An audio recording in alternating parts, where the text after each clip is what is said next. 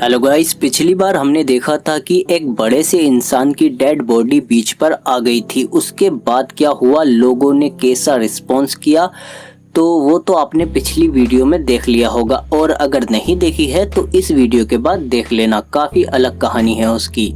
क्योंकि आज इस वाली वीडियो में हम देखेंगे कि इस बार एक विशाल इंसान जिंदा आ जाएगा। हालांकि दोनों मूवी और सीरीज अलग अलग हैं पर थीम लगभग एक है।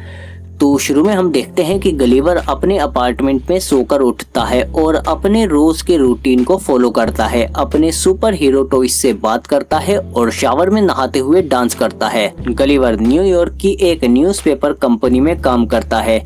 एक दिन गलीवर नए एम्प्लॉय से मिलता है जिसका नाम डैन होता है और वो उसे दोस्त बना लेता है और गलीवर उसका बॉस होता है क्योंकि वो उससे सीनियर है मेलिंग डिपार्टमेंट में। एक दिन वो दोनों मेल डिलीवरी करने जा रहे थे, तभी वो मिलते हैं गलीवर की क्रश से, जो एक जर्नलिस्ट है जिसका नाम है डार्सी।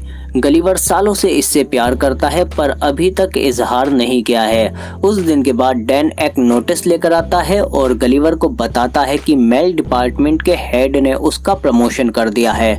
और जबकि गलीवर वहां 10 सालों से काम कर रहा है पर कोई उसकी रिस्पेक्ट नहीं करता, प्रमोशन तो दूर की बात है।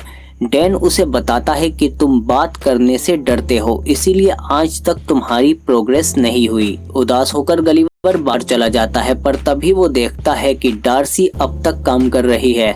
गलीवर हिम्मत करके उसके केबिन में चला जाता है पर इस सब में वो है तो नौसिखिया ही, इसीलिए एक रैंडम पेपर उठा लेता है। डार्सी उससे पूछती है कि क्या तुम ट्रेवल राइटिंग असाइनमेंट भरना चाहते हो।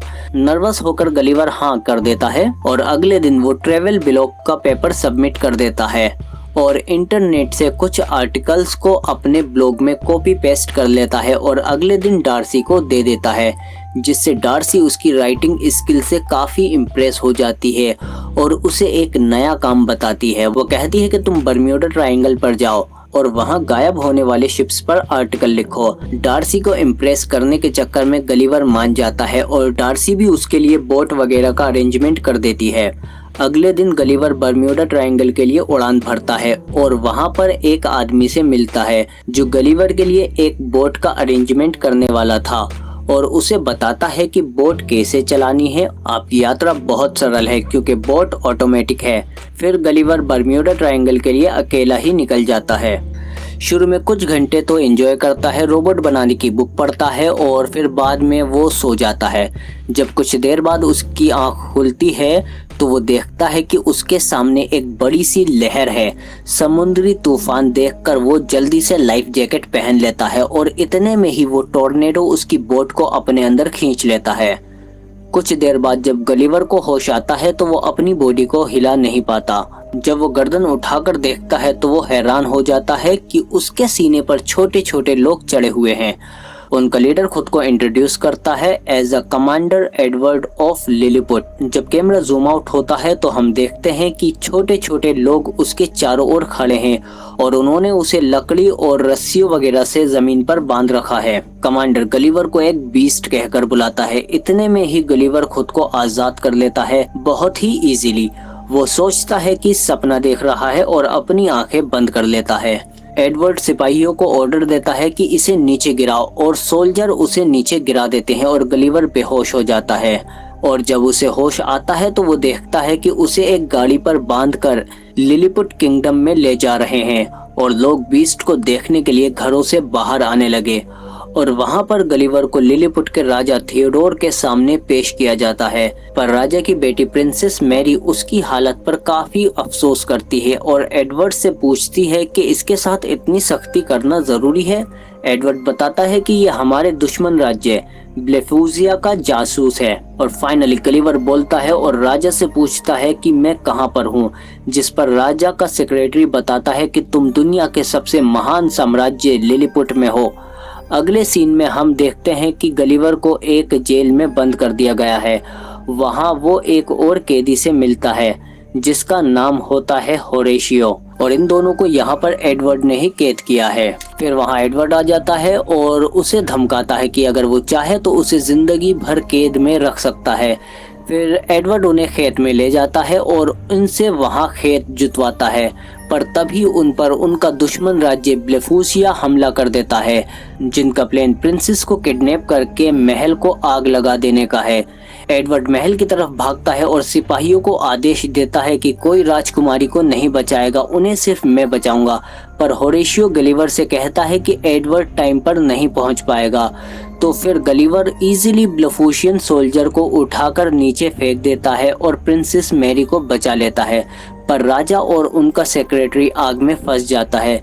जल्दबाजी में राजा को बचाने के चक्कर में गलिवर महल पे पेशाब कर देता है। आग बुझते ही लोग तालियां बजाने लगते हैं और राजा को बचा लिया जाता है। इसके बाद राजा ने होरेशियो को आजाद कर दिया और गलिवर का शुक्रिया करके उसे रात की दावत पर बुलाया जाता है। ये सब देखकर एडवर्ड को बहुत गुस्सा आ रहा होता है। राजा ने गलिवर से पूछा कि तुम कहां से हो। गलिवर ने बताया कि मैं मैनहट्टन से हूं।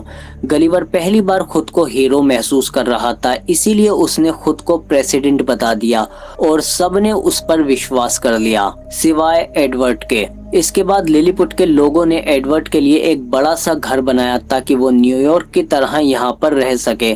गलिवर ने एक थिएटर भी बनाया ताकि पूरा किंगडम उसमें बैठ सके और उन्हें डूबते हुए टाइटैनिक का ड्रामा दिखाया और बताया कि ये सब उसके साथ हुआ है। उसकी इतनी झंड जिंदगी देखकर सब हैरान रह गए। एडवर्ड ने पूछा कि तुम बच कैसे गए इसमें, तो गलिवर ने कहा कि मुझे बचा लिया गया था। अगले सीन में होरेशियो प्रिंसेस को इम्प्रेस करने के लिए गलिवर की हेल्प लेता है और इम्प्रेस कर भी लेता है, पर एडवर्ड भी प्रिंसेस पे अपने दांत गड़ाए बैठा था और किसी भी तरह उससे शादी करना चाहता था। इधर सिपाहियों ने गलिवर की बोट ढूंढ ली है। गलिवर वहां आता है और अपना फोन ले लेता है, जिसमें डार्सी के 12 वॉइस मैसेजेस हैं। जो गलिवर पे बहुत गुस्सा है उसके झूठे आर्टिकल और उसके भागने की वजह से। गलिवर अब वापस जाकर डार्सी का सामना करना नहीं चाहता, इसीलिए गलिवर डिसाइड करता है कि वो अब हमेशा लिलीपुट में ही रहेगा।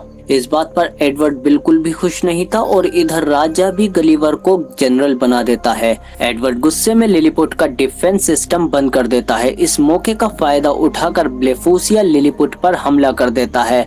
अब जनरल होने की वजह से इन्हें रोकने की जिम्मेदारी अब गलिवर की थी। वो डरते हुए पानी में जाता है और छपाके मारना शुरू कर देता है, पर दुश्मन उस पर हमला कर देते हैं, लेकिन कैनन बॉल का उस पर कोई भी असर नहीं होता।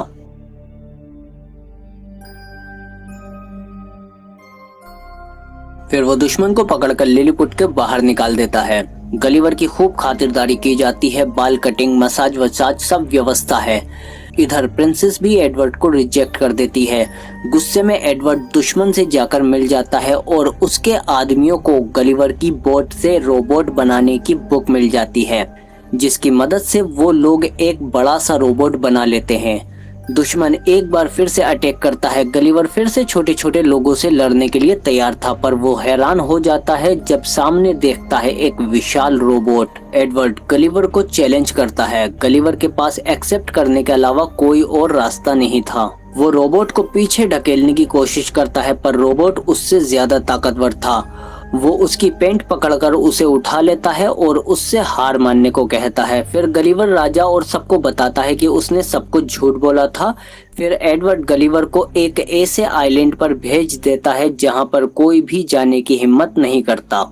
जब गलिवर को वहां छोड़ा जाता है तो उसे एक विशाल छोटी सी बच्ची पकड़ लेती है। अब गलिवर एक ऐसे आइलैंड पर था जहां उससे भी विशाल लोग थे। बच्ची उसे खिलौना समझकर बारबी हाउस में रख लेती है और इधर गलिवर को ढूंढते हुए डार्सी भी लिलीपुट आ चुकी थी और गलिवर ने सबको बताया था कि डार्सी उसकी प्रिंसेस है। एडवर्ड उसे पहचान जाता है और उसे भी बंदी बना लेता है और वहां वो राजा और उसकी रानी से मिलती है। गलिवर के हारने के बाद एडवर्ड ने उन्हें भी बंदी बना लिया था। ये सब देखकर होरेशियो गलिवर के पास जाता है और उसे सब कुछ बताता है। बच्ची के पास एक यूएस सोल्जर का सूट होता है, जिसका इस्तेमाल करके गलिवर वहां से निकल जाता है और लिलीपुट में जाकर सबसे पहले वो डार्सी से मिलता है और उसे बताता है कि वो उससे बेहद प्यार करता है। इसके बाद गलिवर डिसाइड करता है कि वो अब एडवर्ड को चैलेंज करेगा, अपनी बहादुरी के लिए नहीं बल्कि लिलीपुट के लोगों की मदद के लिए। अगले दिन वो एक दूसरे के सामने होते हैं और फिर वो लड़ना शुरू कर देते हैं। रोबोट जल्दी ही एडवर्ड पर हावी हो जाता है। होरेशियो उसकी मदद करने के लिए रोबोट के अंदर घुस जाता है और एडवर्ड को अंदर से हराता है और रोबोट की पावर कट कर देता है, जिसके बाद गलिवर बहुत ही आसानी से रोबोट को हरा देता है। लोग खूब तालियां बजाते हैं। होरेशियो की बहादुरी की वजह से उसे भी प्रिंसेस से शादी करने की परमिशन मिल जाती है। मौका मिलते ही एडवर्ड प्रिंसेस को बंदी बना लेता है, पर प्रिंसेस भी उसकी अकल ठिकाने लगा देती है और डार्सी भी पहली बार गलिवर को किस कर लेती है और फिर गलिवर भी ब्लेफेशिया और लिलीपुट के बीच दोस्ती करा देता है और उनकी दुश्मनी अब खत्म हो चुकी है और फाइनली वो और डार्सी अपनी शिप को रिपेयर करके वापस न्यूयॉर्क चले जाते हैं। कुछ हफ्ते बाद गलिवर अपनी जॉब छोड़ देता है और एक ट्रेवल राइटर बन जाता है। अब वो और डार्सी हैप्पी रिलेशनशिप में रहते हैं और इसी के साथ मूवी का भी हैप्पी एंडिंग हो जाता है। और अगर आपको ये वीडियो अच्छी लगी है तो प्लीज लाइक करो इसे और सब्सक्राइब करो हमारे चैनल को।